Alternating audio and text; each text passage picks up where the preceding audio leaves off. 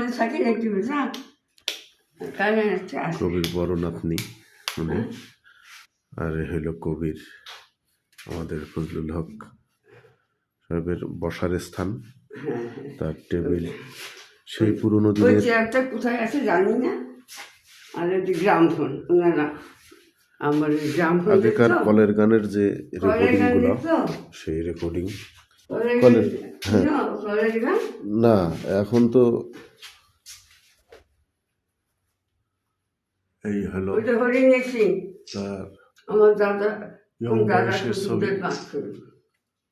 বার্ধক্য সময়ের ছবি, তার নিজের হাতে সেই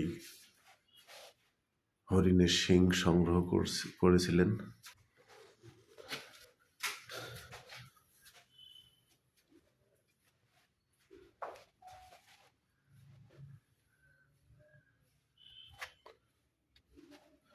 হ্যাঁ, কলের গানটাও জানি কোথায়। হ্যাঁ দেখাচ্ছি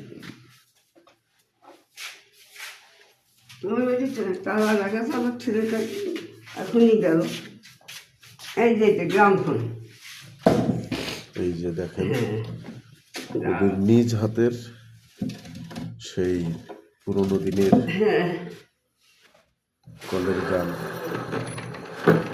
এটা চাবি, এটা হ্যাঁ এই চাবিটা ইয়েটা ওই লুজ হয়ে গেছে, তাই আমি একটা হাত দিয়ে তোমাদের গান আগেকারের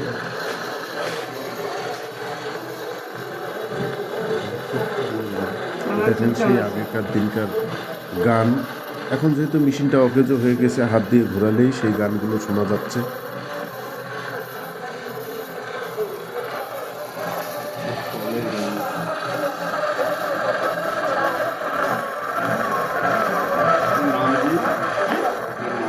আমার নাম আঞ্জুম মানারা বেগম লতা।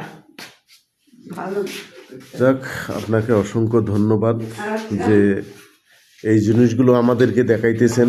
হ্যাঁ না আমি আমি বগুড়া ছিলাম, আমার অপারেশন হয়েছিল, জি ক্যান্সার হয়েছিল।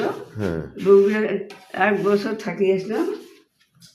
তখন তো বাচ্চারা কেউ দেখাইতে পারেনি, এই আমি দেখাই, তাছাড়া ওরা বাজাইতে পারে না।